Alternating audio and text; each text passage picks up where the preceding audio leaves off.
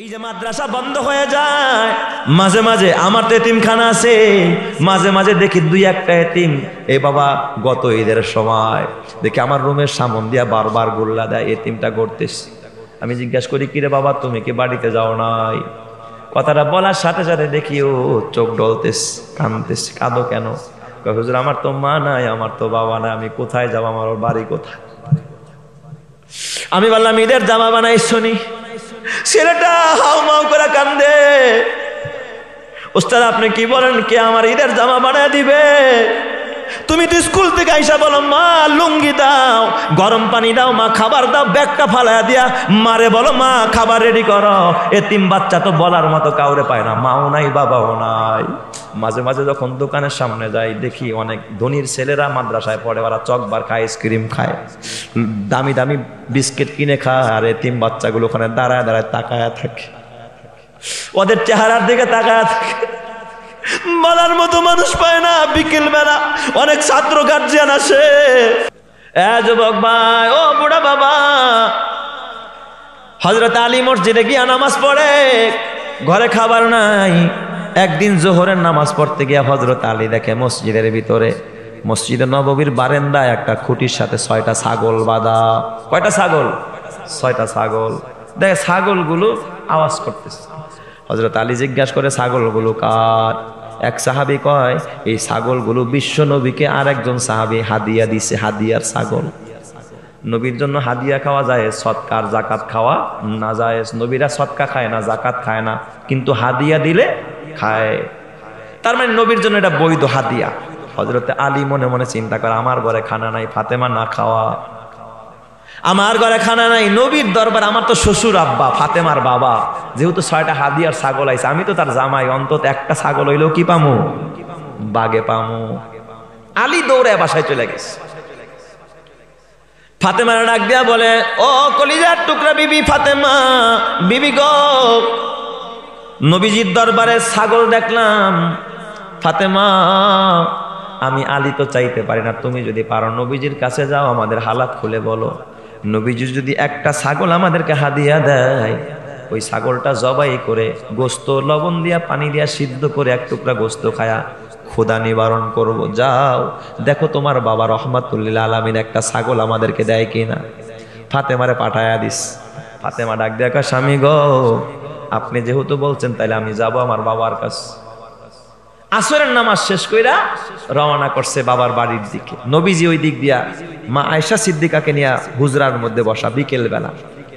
আর নবীজি এত সুন্দর ছিলেন, এত সুন্দর ছিলেন, পূর্ণিমার চাঁদের মতো।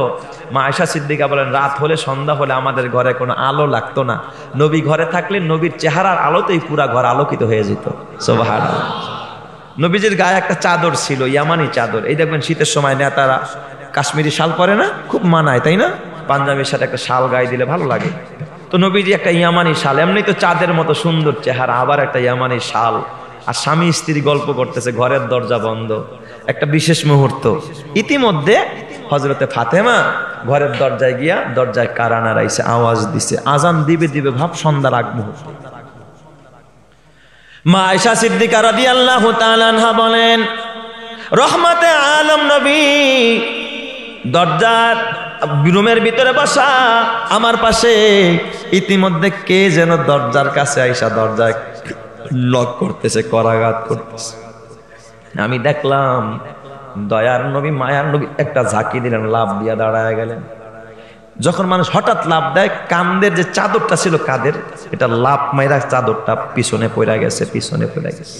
তার মানে কতটা স্পিডের সাথে নবীজি লাভ দিয়া দাঁড়াইছে। হযরতে আয়েশা ডাক দিয়া বলে, ফিদাকা বিউম্মি ইয়া রাসূলুল্লাহ, ওগো নবীজি, যে বা যারা দরজায় আসছে প্রয়োজন না মিটায়া যাবে না। আপনিই তো বলছেন ধীরে সুস্থে কাজ করবা, কোনো কাজে তাড়াহুড়া করবা না। কিন্তু নবী গো, আজকে তাড়াহুড়া করতে গিয়ে আপনি লাভ দিয়া দাঁড়াইলেন, আপনার চাদরটা পর্যন্ত জমিনে পড়ে গেল। এত তাড়াহুড়া কেন করলেন নবীজি? কোনো কাজে তো আপনার এত তাড়াহুড়া করতে দেখি না। মা আয়েশা বলেন, এই কথাটা আমার বলতে দেরি, আমি তাকায় দেখি, ও আইনা হুতাজরিফান, আল্লাহর নবীর চোখ দিয়া গাল বায়া বায়া দাড়ি ভিজে ভিজে পানির ফোঁটা টপ টপ টপ টপ করে পড়তেছে।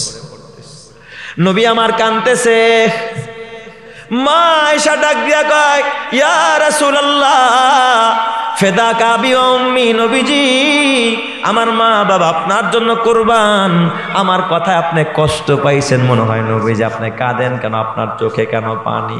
নবীজি আমার ডাক দিয়া বলে, আয়েশা ও কলিজার টুকরা বিবি আয়েশা, তুমি তো জানো না আমি কেন লাফ দিয়া দাঁড়াইলাম। আয়েশা রে, এই সন্ধ্যাবেলা যে হাত দিয়ে আমার ঘরের দরজার মধ্যে আওয়াজ করেছে, ওই হাতের মধ্যে আমার কলিজার টুকরা আমি ফাতেমার গন্ধ পাইতেছিলাম, এই জন্য আমি বাবা হইয়া লাফ দিয়া দাঁড়ায় গেছি দরজা খোলার জন্য, কারণ সন্ধ্যাবেলা বিপদে না পড়লে আমার ফাতেমা কোনোদিন আমার বাড়িতে আসতো না।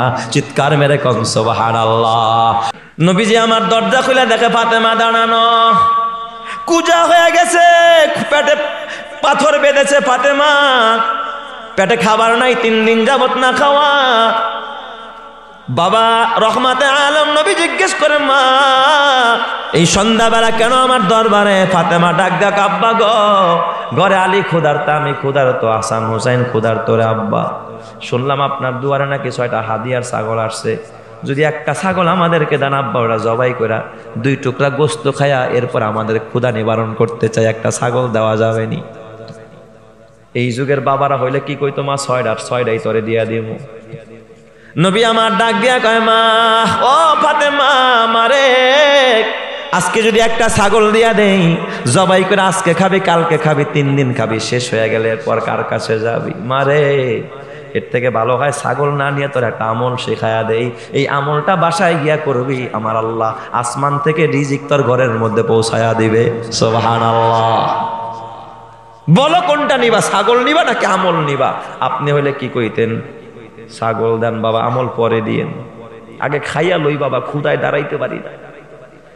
ফাতেমা ডাক দিয়া কয়, আব্বা ও গো আব্বা জান, তাইলে আমার ছাগল লাগবে না আব্বা, আপনি আমার আমলটা দিয়া যান। আমি আমার পর্দারের মাকে ডাক দিয়া বলবো, মা গো ও আমার মা, এই আমলটা ঘরের ভিতরে চালু করো, আর অটো চালাইতে হবে না, আর রিক্সা চালাইতে হবে না, আর কামলা দিতে হবে না, আর মাটি কাটতে হবে না, কারো খেতে গিয়া গোলামি করা লাগবে না, মালিকের গোলামি আরম্ভ করে দাও।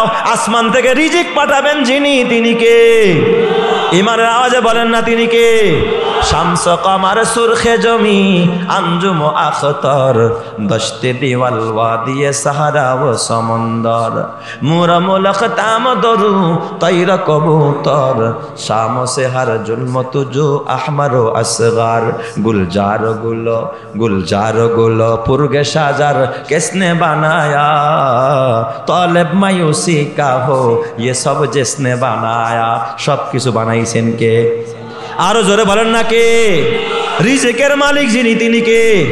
অতএব রিজিক চাবো কার কাছে? ফাতেমা ডাক দিয়া, আব্বা আর দেরি না আব্বা গো, আপনি আমার আমল শিখায়া দেন। নবীজি আমার ডাক দিয়া কয়, মারে সারের নামাজের পর ঘরের ভিতরে যায় নামাজে বৈশা স্বামী স্ত্রী নামাজ পড়বি 2 রাকাত, এশারের পরে 2 রাকাত নামাজ পড়া, তারপরে আল্লাহর কাছে একটা দোয়া করবি, আল্লাহুম্মা ইয়া আউয়ালাল আউয়ালিন, ইয়া আখিরাল আখিরিন, ইয়া জাল কুওয়াতিল মাতিন, ইয়া রহিমাল মাসাকিন, ইয়া আরহামার রাহিমিন। 2 রাকাত নামাজ পড়া স্বামী স্ত্রী, তারপরে এই দোয়া করবি, ওই ঘরের ভিতরে রহমত আর বরকত আর আসমানি রিজিক দিবেন যিনি, তিনি কে? আল্লাহ। এখন কি স্বামী স্ত্রী বৈশা আমল করে না, টেলিভিশন দেখে? তাহলে বরকত কেমনে আসবে ঘরের ভিতরে? ও আমার মা, স্বামীর নিয়ে আমল করো, এই দোয়া পড়ো, দোয়াটা রেকর্ড করে নেন। আল্লাহুম্মা ইয়া আউয়ালাল আউয়ালিন, ইয়া আখিরাল আখিরিন, ইয়া জাল কুওয়াতিল মাতিন, ইয়া রহিমাল মাসাকিন, ইয়া আরহামার রাহিমিন। নামাজ পড়া তারপরে এই দোয়া করতে থাকো, তোমার ঘরের অভাব দূর করবে, আসমানি রিজিকের ব্যবস্থা করবেন যিনি, তিনি কে? আল্লাহ।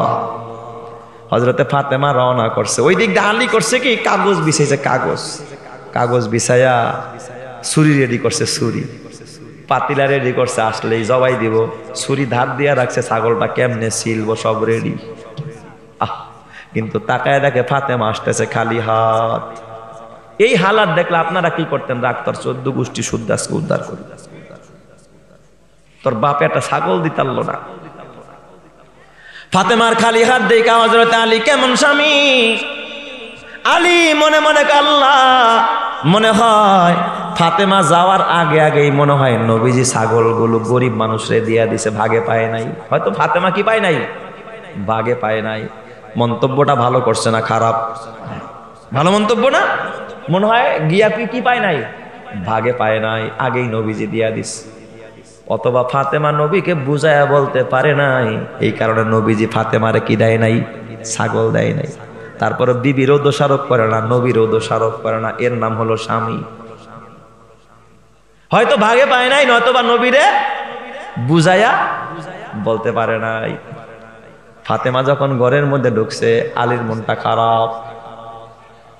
আলী ডাক দিয়া বলে, বিবি গো, ও বিবি, মনে হয় তুমি যাওয়ার আগে আগে স্বামী আমার নবীজি ছাগল গরিব দিয়া দিছে, অথবা নবীরে বুঝায় বলতে পারো নাই।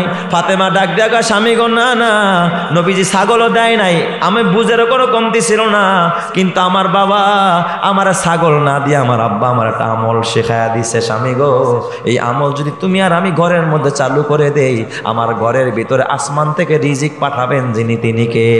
আল্লাহ। তাহলে আসমানি রিজিক আপনারা চান কি চান না? তাহলে আসমানি রিজিক পাইবেন ঘরের মধ্যে টেলিভিশন দেখলে, কথা পায় না, টিকটক দেখলে, কার্টুন দেখলে, নাটক দেখলে, কিছুই দেয় না, খালি মাঝে মাঝে একটু খবর দেই। খবর কি দেখে?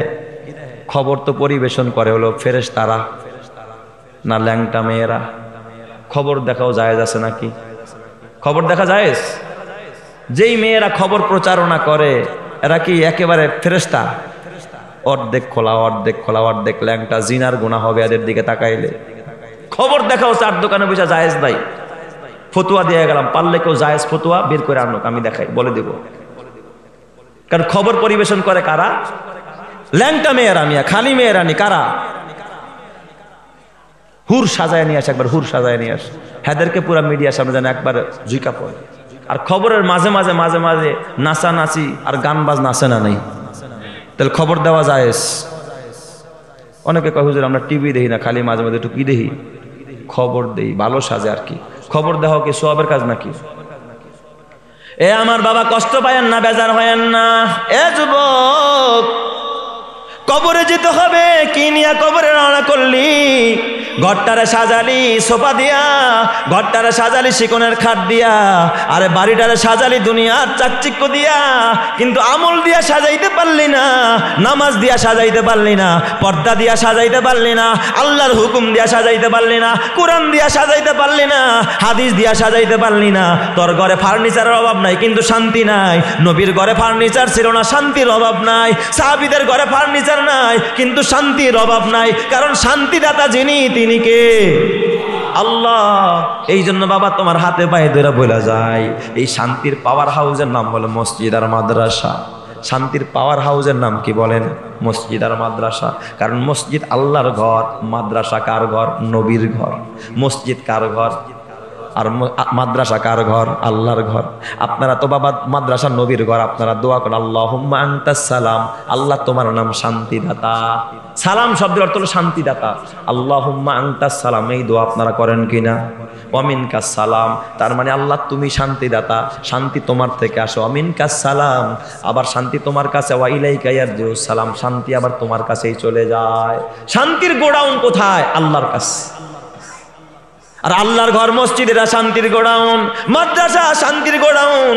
শান্তি বসুন্ধরা মার্কেটে পাওয়া যায় না, যমুনা ফিউচার পার্কে গেলে শান্তি পাবি না, সিনেমার হলে শান্তি নাই, এ বাবা বাজারের ভিতরে শান্তি নাই, রাজনীতির ভিতরে শান্তি নাই, ব্যবসার ভিতরে শান্তি নাই। শান্তি আছে শুধুমাত্র একজনের গোলামির ভিতরে, তিনি কে? আল্লাহ। এই জন্য গোলামি করবো আমরা কার? আল্লাহ। আর এই গোলামি শিক্ষা দেওয়া হয় কলেজে। কোথায়? মাদ্রাসায়। এ যুবক ভাই, খবরদার, এই মাদ্রাসায় কিছু এমন এতিম বাচ্চা আছে রে, এই যে মাদ্রাসা বন্ধ হয়ে যায়, মাঝে মাঝে আমার তো এতিমখানা আছে, মাঝে মাঝে দেখি দুই একটা এতিম। এই বাবা গত ঈদের সময় দেখি আমার রুমের সামন দিয়া বারবার গোল্লা দেয়, এতিমটা করতেছি। আমি জিজ্ঞাসা করি, কিরে বাবা তুমি কি বাড়িতে যাও নাই? কথাটা বলার সাথে সাথে দেখি ও চোখ ডলতেস, কাঁদতেস। কাঁদো কেন? হুজুর আমার তো মা নাই, আমার তো বাবা নাই, আমি কোথায় যাবো, আমার বাড়ি কোথায়? আমি বললাম ঈদের জামা বানাইছো নি? ছেলেটা হাউ মাউ করে কান্দে। ওস্তাদ আপনি কি বলেন, কে আমার ঈদের জামা বানায় দিবে? তুমি তো স্কুল থেকে আইসা বলো মা লুঙ্গি দাও, গরম পানি দাও, মা খাবার দাও, ব্যাগটা ফালাইয়া দিয়া মারে বলো মা খাবার রেডি করো। এতিম বাচ্চা তো বলার মতো কাউরে পায় না, মাও নাই বাবাও নাই। মাঝে মাঝে যখন দোকানের সামনে যাই দেখি অনেক ধনীর ছেলেরা মাদ্রাসায় পড়ে, ওরা চকবার খায়, আইসক্রিম খায়, দামি দামি বিস্কিট কিনে খায়, আর এতিম বাচ্চাগুলো ওখানে দাঁড়ায় দাঁড়ায় তাকায়া থাকে, ওদের চেহারার দিকে তাকায় থাকে। বলার মতো মানুষ পায় না। বিকেল বেলা অনেক ছাত্র গার্জিয়ান আসে, খাবার নিয়ে আসে, মজা নিয়ে আসে, আর এতিম বাচ্চাগুলো আশেপাশে গুড়গুড় করতে থাকে। ওদের দেখার কেউ নাই, ওদের খবর নেওয়ার কেউ নাই। তোর বাচ্চাটাকে আব্বা একটা সোয়েটার কিনে দাও, একটা সাইকেল কিনে দাও, একটা আইসক্রিম কিনে দাও। এতিমরা তো কারো কাছে গিয়া চাইতে পারে না, বলতেও পারে না, ওরা শুধু আসমানের মালিকের দিকে তাকায় তাকায় কান্দে রে যুবক। এই জন্য আমার নবী এতিম ছিলেন। আমার নবী ছোট্টবেলায় মা হারাইছে, বাবা হারাইছে। নবী আমার ডাক দিয়া কয়, দুনিয়ার মানুষেরা, আমি মোহাম্মদ আমার জন্মের পরে বাবা দেখি নাই, মায়ের কোলে ঘুমাইয়া আমি মোহাম্মদের তৃপ্তি মিটে নাই, আমি এতিম ছিলাম। এই জগতে যারা এতিমরে ভালোবাসবি, যারা এতিমের খবর নিবি, আমি মোহাম্মদ ওয়াদা দিলাম, আনা ওয়া কাফিরুল ইয়াতিমি কাহাতাইনি ফিল জান্নাহ। এতিমরে যারা লালন পালন করবি, আমি মোহাম্মদ আখিরাতে আল্লাহর জান্নাতে ওই মানুষটারে নিয়ে পাশাপাশি দুই আঙ্গুলের মতো একই সাথে একই জান্নাতের মধ্যে থাকবো। চিৎকার মেরে কোন সুবহানাল্লাহ। কারণ আমার নবী এতিম ছিলেন, এতিমরে ভালোবাসেন। মুসলমান, তোমার ছেলে কলেজে যায়, পালসার গাড়ি কিনা দিছো 2 লাখ টাকা দিয়া। তোমার ছেলে শুধু একা যায় না, মাঝে মাঝে বান্ধবীরাও পাশে উঠায় আনায়। বলো আর একটা বেগানা মেয়ে যদি তোমার ছেলের জড়ায়া ধরে হুন্ডায় চলে, হুন্ডার তো তুমি 2 লাখ টাকা দিয়া কিনা দিছো, তাইলে মনে করবা অর্ধেক গুণা তুমি বাবার অ্যাকাউন্টে জমা হইতেছে। কথা ঠিক কিনা? তুমি মনে করছো যে না আমার তো কোনো গুনাহ নাই, যা করে পোলাই করে, কিন্তু টাকা তো তোমার। অথচ তোমার টাকা দিয়ে যদি একটা মক্তব বানাও, মাদ্রাসা বানাও, এতিমখানা বানাও, কসম আল্লাহর, এই মাদ্রাসায় যত নেক আমল হবে, তাহাজ্জুদের নামাজ হবে, আজকে বাসায় গিয়া চেক করবা, তোমার যুবক ছেলেটা রাত ভোর আরেকটা মেয়ের সাথে ফোনে কথা কয়, টিকটক চালায়, গুনাহ করে। এ বাবা, এমন ভিডিও দেখে যা ভদ্র সমাজে বলা যায় না। আর রাত্র 2টা বাজে এই মাদ্রাসায় আইসা খবর নিবা, 3টা বাজে আইসা খবর নিবা, এই মাদ্রাসার বাচ্চাগুলো